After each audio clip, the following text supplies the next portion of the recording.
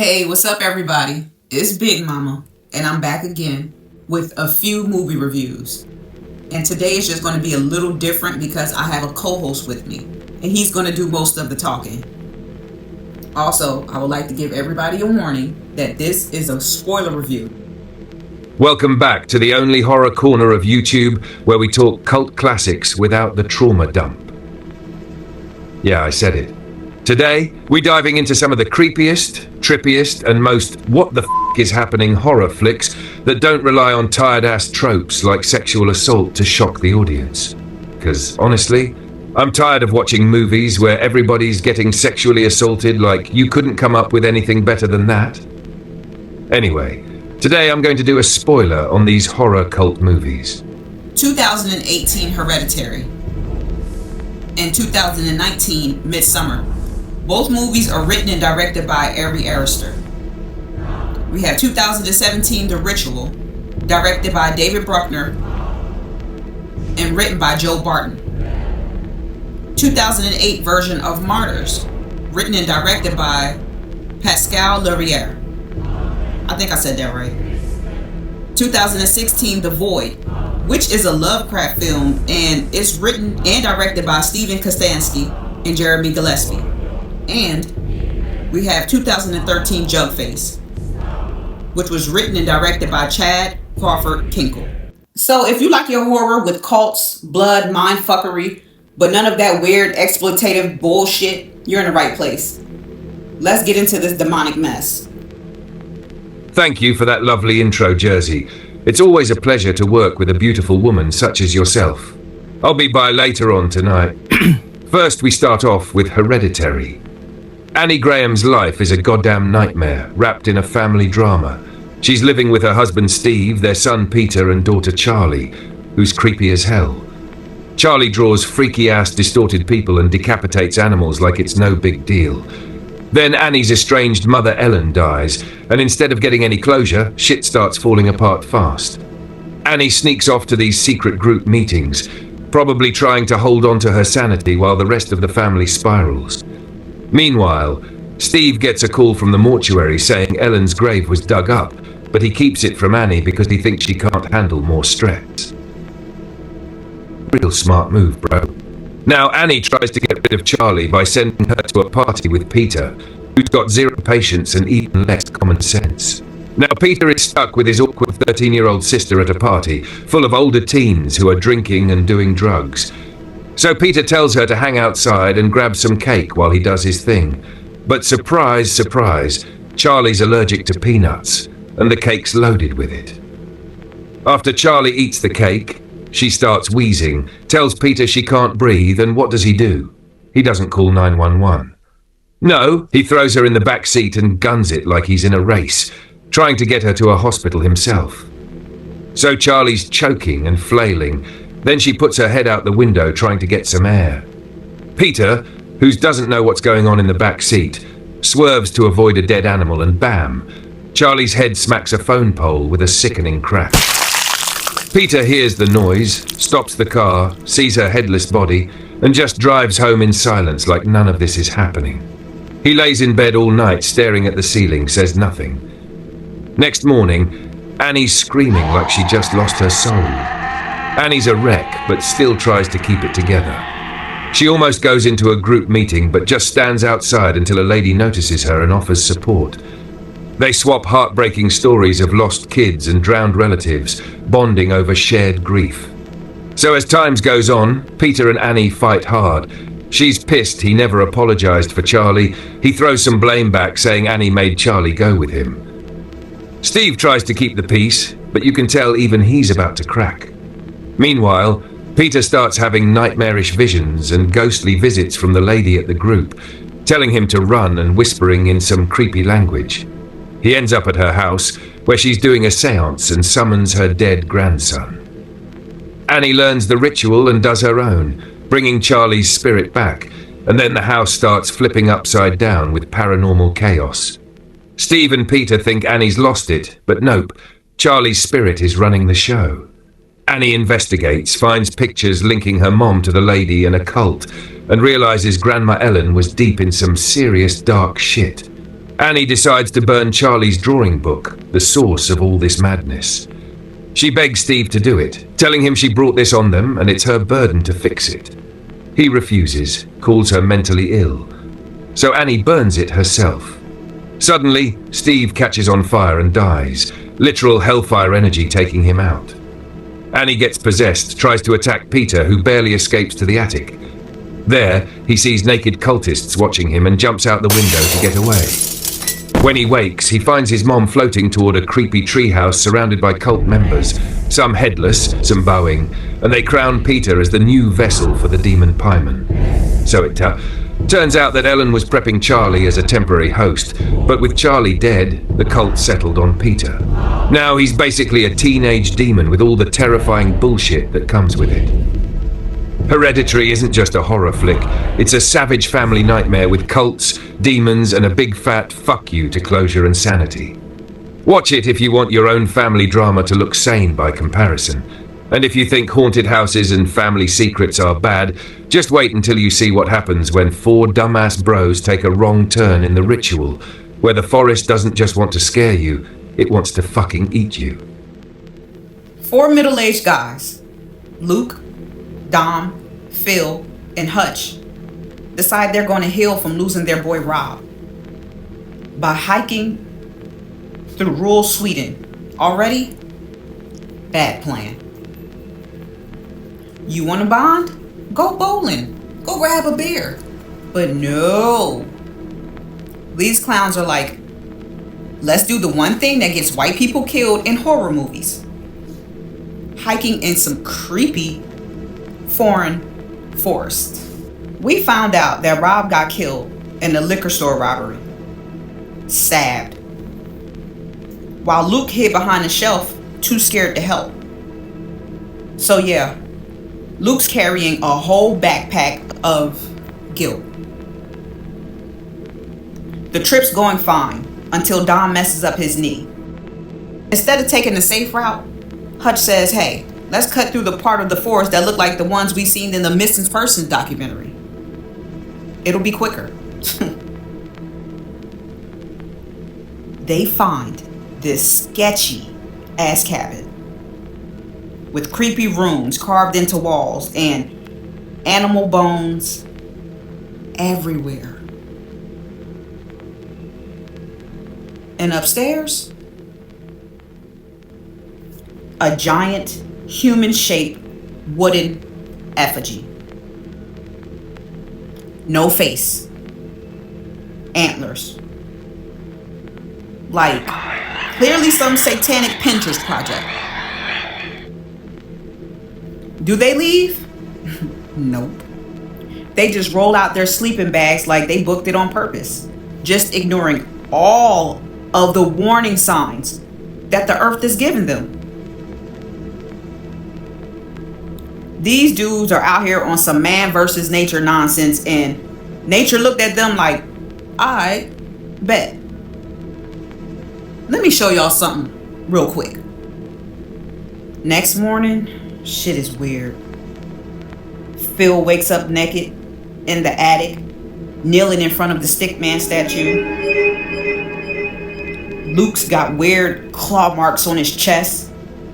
Dom had a nightmare about his dead wife. Hutch, he pissed on himself. This is not boys' trip energy anymore. They keep hiking and start finding gutted animal corpses hanging from trees. Forest decor straight from out of hell. Every sound feels like something is stalking them. One night, Hutch goes missing. They find him, hanging from a tree, gutted like a deer. Then the monster comes for Phil, snatches him up so fast, they didn't even get to say goodbye. After this, Luke and Dom got captured by the forest cult. These are some pale, silent weirdos. They live in candlelight and they worship this monster like it's their damn president. Then they tell Luke he's chosen because of his trauma. But Dom, not so lucky. They drag him out, make him pray, and then serve him up to this monster. Gone.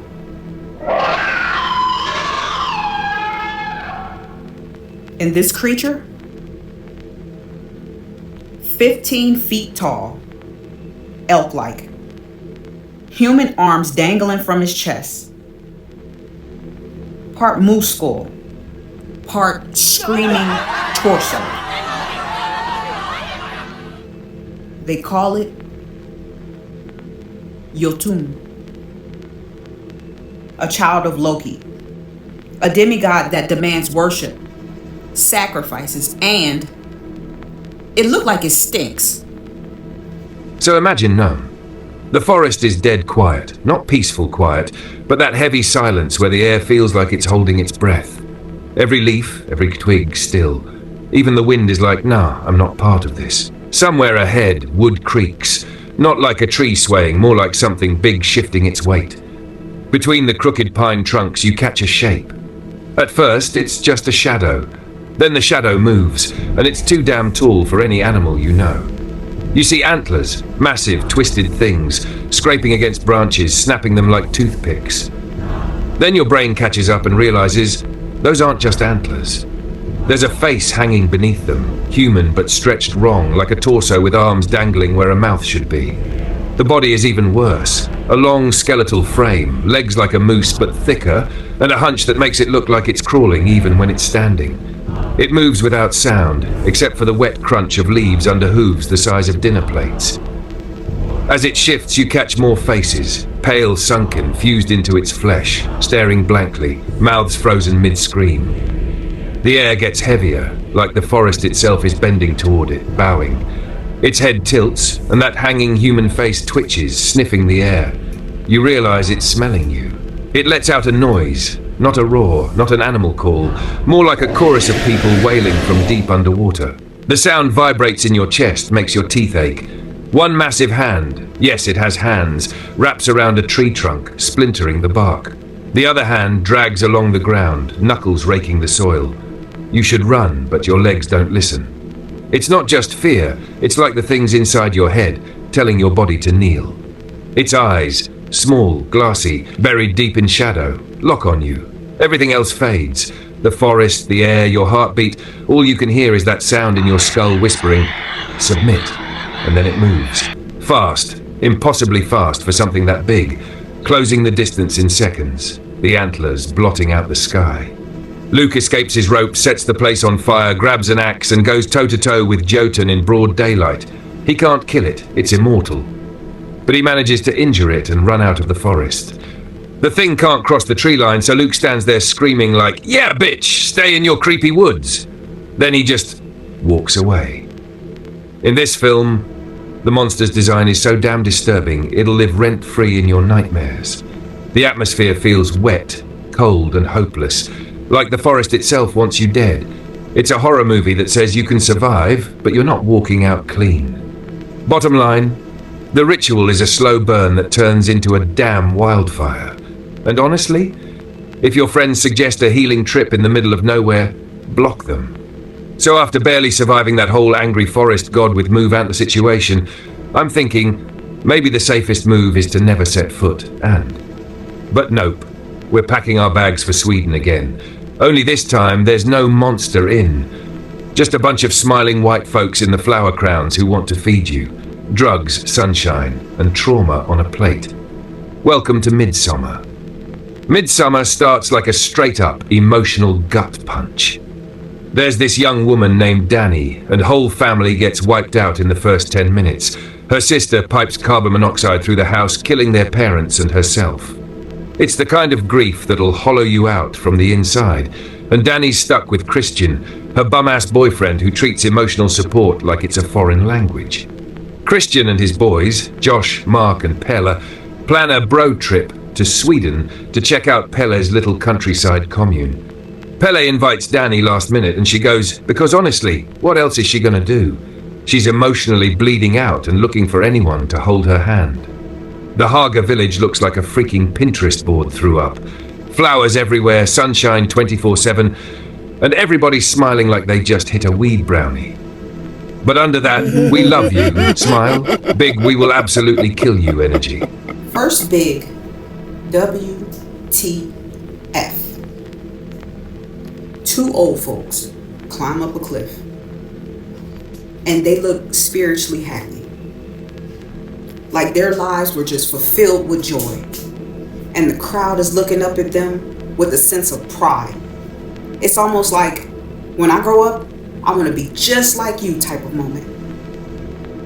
And everybody's happy. Then, the old couple swan dives off of the fucking cliff and smash into the rocks. One dies instantly. The other, not so lucky. So a dude walks up with the mallet, the size of a toddler, and finishes the job. In the cult, just chilling, clapping. Like it's halftime at a football game. Time goes on. People start disappearing. Mark for pissing on their sacred tree. Well, that was a rookie move. Josh for snooping around in their holy text after they clearly told this man, stay in your lane. Then we get to the sex scene from hell. Christian gets drugged up on some hallucinogenic tea. And he walks into this barn-like temple. Inside, Maja, the girl who put her pubic hair in his food and has been eyeing him all throughout the movie, is just laying there naked on a bed of flowers. Around her, a line of naked women, young, old, saggy, perky, short, tall, you name it, they got it. And they're all holding hands and singing. Not like a sweet romantic singing, nah.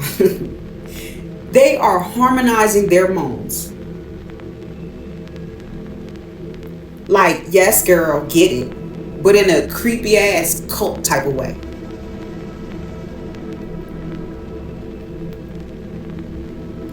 One of them puts her hand on Christian's ass, like, let me help you stroke for the gods. This whole scene was weird as shit. So I'm not gonna try to make this weird ass noise that these women were making. I don't even want to hear myself making that noise. But I'm going to put the noise inside of the video and hopefully YouTube will let me get away with it.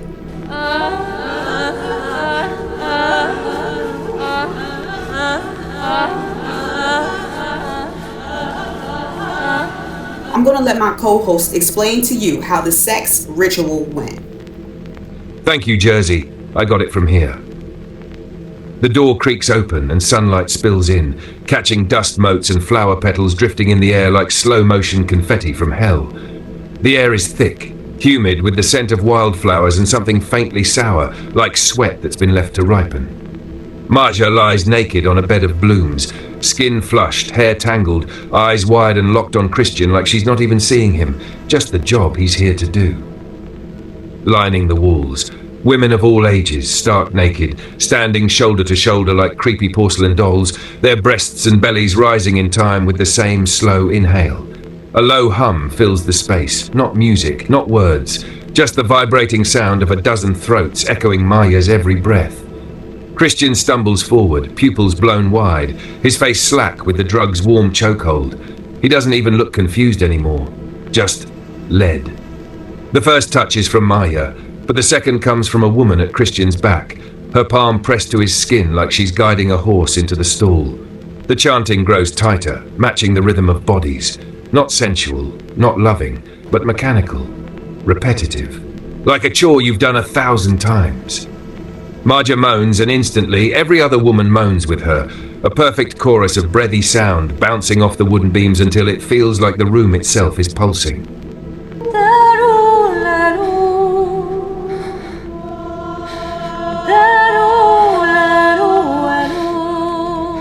Christian's movements are clumsy, almost reluctant, but the crowd nudges him forward, sinking his hips to their song. One woman leans down, takes Marja's hand, and presses it flat to her own stomach. A silent offering, as if they're all sharing the same body in this act. Swept down Christian's back, sliding into the waistband of nothing, pooling against the flower petals beneath them. Outside, the sky is a perfect, unbroken blue. Inside, it's all flesh tones and yellow blossoms, dizzying in their brightness. A sharp gasp breaks the rhythm, Maya's, and the others match it instantly, their voices stretching high into something between a wail and a hymn. Christian finishes, but there's no afterglow. The women just fall silent, still, as if a switch has been flipped. Maya's chest rises and falls like nothing happened. The air feels heavier now, thick with the smell of crushed petals and sweat, clinging to Christian's skin like a wet shirt he can't peel off. Meanwhile, Danny, high as hell, and crowned May Queen, decides to wander around. And she catches the whole damn thing. Girlfriend walks in and sees her man giving up that cult D in 4K, ultra daylight. So she runs off and she started crying. I mean, ugly crying. And the women in the white, they start crowding around her. And they start crying and screaming with her. I mean, the same pitch, the same rhythm, everything. It's like they were plugged into her brain. And it's freaky because it feels like now she's a part of them. So he doesn't know that she caught him cheating. Okay, it's finale time.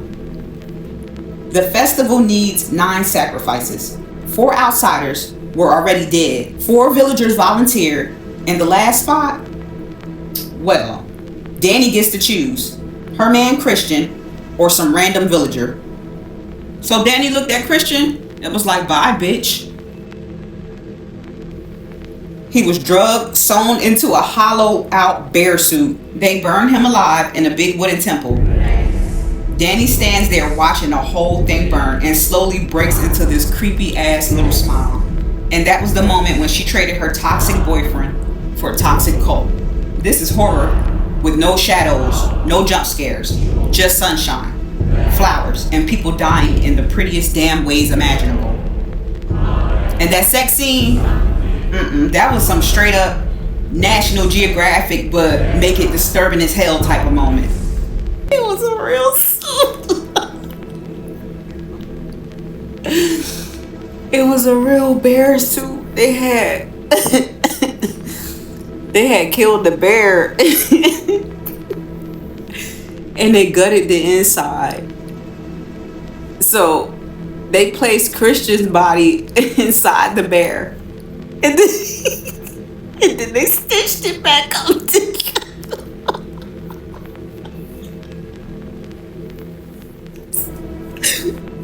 They stitched it back up together. Oh, I'm sorry, y'all. Forensic, you laughing at the bear suit was pretty disturbing, but not as disturbing as this next movie. Speaking of cults and creepy-ass traditions, if you thought Midsommar was intense, wait till you meet Martyrs. The movie that throws mercy the fuck out the window and makes you seriously question your life choices. The 2008 version of Martyrs is not your regular boo-jump scare horror. Nah, this French nightmare comes in swinging like, you thought you could handle trauma? Go sit your ass down somewhere. It kicks off with Lucy, a young girl who escaped some top-tier nightmare captivity as a kid. We're talking dirty walls, starvation, straight-up torture. She's traumatized as hell, haunted by visions of this clawed, scarred creature that stalks her in the dark. She ends up in an orphanage and meets Anna, another kid with her own history of abuse. Anna's the only one who really gets her. Fast forward years later. Lucy's grown, but she's still got that same pain sitting on her chest like a demon that never left. One morning, she rolls up to this nice-ass suburban house, rings the doorbell, and when the Belfond family answers, boom, shotgun massacre. Mom, Dad, teenage son, and even their little girl Gabrielle. Gone. Lucy's convinced these are the people who kidnapped and tortured her, and she's not here for conversation. She's here for payback, and she does it ugly. Then, she calls Anna like, "Hey girl, I did it. Come through." Anna shows up and sees blood. Everywhere. Family photos on the wall, but now the family is all lying dead across the carpet. Anna's horrified. She's thinking, I didn't know she was going to do all of this. What if Lucy was wrong? What if this wasn't the right family? But before they can even process, Lucy's paranoia hits full throttle. She starts screaming about the scarred creature attacking her again.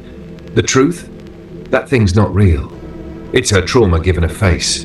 And after a breakdown in the bathroom, Lucy just slices her neck open and bleeds out in Anna's arms. Done. You'd think, okay, that's the end of the movie, right? Nope. We're not even at the halfway point. Anna's stuck in the house trying to figure out how to cover this mess when she hears muffled noises coming from behind a wall. She pries it open and finds a damn torture chamber. Like metal walls, shackles, bloodstains, the works. And inside is Sarah, a starved, shaved, mutilated young woman with bolts drilled into her head. Anna's like, oh hell no, and frees her.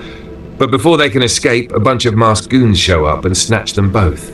Now Anna's in the hands of the organization. Think rich, cold, cult-like sadists led by this icy old lady called Mademoiselle. Their mission? Torture people so far beyond human limits that they transcend suffering and see the afterlife. These people believe martyrs, real martyrs, can look into the other side. And this is where the movie starts beating you with a lead pipe for like 20 straight minutes. Anna is beaten daily, starved, sprayed with cold water. She stops fighting, stops talking, her eyes just glaze over. And then, the final step. They skin her, alive. It's slow, surgical, clinical. You see her stripped down to muscle and sinew, but she's still breathing, still alive, still aware. They sit her, literally skinned, in front of Mademoiselle, and Anna whispers something in her ear. We don't hear it. Later, Mademoiselle gathers her followers for the big reveal of what Anna saw. But right before she goes on stage, she asks one of her assistants, could you imagine what comes after death? The assistant says no. And Mademoiselle just says, keep doubting. Then blows her own damn brains out. That's it. No answers. Just pain, mystery, and a lingering, what the hell did she hear? Why you watch it?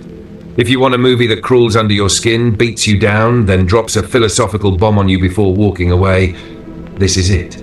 But it's not fun. It's not, oh my god, that was crazy fun. It's the type of movie where you sit in silence after the credits and question humanity, and maybe take a shower. Right. So after surviving the emotional beatdown that is Martyrs, which basically said, what if trauma had a PhD in philosophy? We're going to slide on over into the void. Now listen, if Martyrs cracked your soul open, the void is going to take whatever's left and throw it into a cult-run hospital portal to hell. This one's like if Silent Hill, Hellraiser, and some back-alley Satanists had a cursed baby, and it's ugly. So take a deep breath, drink some water, and get ready, because reality's about to melt like a cheap candle. The void. Inside we meet Dr. Powell. Seems normal, for now. Nurse Beverly, friendly until she snaps and murders a patient like she's auditioning for American Psycho. A handful of other unlucky souls, including Daniel's estranged wife, Allison, because of course horror movies love to add messy relationship drama while demons are trying to eat you. Then it escalates. Outside, a bunch of hooded cult freaks in white robes just standing there, not moving, just staring. It's giving Eyes Wide Shut, but more backwoods murder club than rich people kink party. Inside, oh honey, the ER goes full Hellraiser. People start sprouting tentacles, faces splitting open like overripe fruit and limbs bending the wrong way. One body even mutates into this skinless, twitching nightmare with teeth where teeth should not be. The practical effects here? Chef's kiss, and also gag-worthy. Turns out Dr. Powell isn't just a doctor, he's the head cult leader. Surprise! He's been doing some cosmic DIY, trying to open a gateway to another dimension where he says his dead daughter waits. But this ain't heaven. It's more like the universe's junk drawer for all things gross, slimy, and screaming. Powell's little transcendence experiment basically means sacrificing people to feed this door to nowhere. And anyone who gets too close? Yeah, they're getting their body remodeled into some HR Jigger nightmare fuel. Daniel and a couple survivors go deeper into the hospital, but deeper quickly turns into hell-adjacent basement portal. The walls start looking like they're made of raw meat. Time doesn't feel right, and you can't tell if what you're seeing is real or just the void messing with your head. Final act. Daniel fights Powell in the other dimension, which is basically a dark, endless void with a giant black pyramid floating in the distance. Powell looks like his skin's been stretched over something not entirely human. So they start to brawl. It's tentacles flying everywhere, then Daniel just tackles him. And Allison, who's been sucked into this mess, ends up in the void with Daniel. They wake up together in this black nothingness, and they just were holding hands and staring at a giant pyramid, and they can't see the cult, they can't see the hospital or anything else. And then that's it. The credits roll. No happy ever after. No, you made it out. Just like a cosmic question mark. Why you watch it? It's nasty in the best way. Tentacles, gore, and monsters that look like they were designed in your worst fever dream. It's claustrophobic. The hospital setting makes it feel like you're trapped in a meat locker with Satan. It leans full Lovecraft. No neat answers, no clean win, just the creeping dread that maybe there's something way bigger out there, and it does not care about you. Bottom line? The void is like taking a wrong turn in Silent Hill and ending up at a cult's open house. It's messy, it's gooey, and it will make you want to pour bleach in your brain, but in the best way. And last but not least, Jugface. I did a movie review on this film, and it's one of my favorite cult movies. And if you haven't seen it, I'm going to leave a link in a description for you to find it.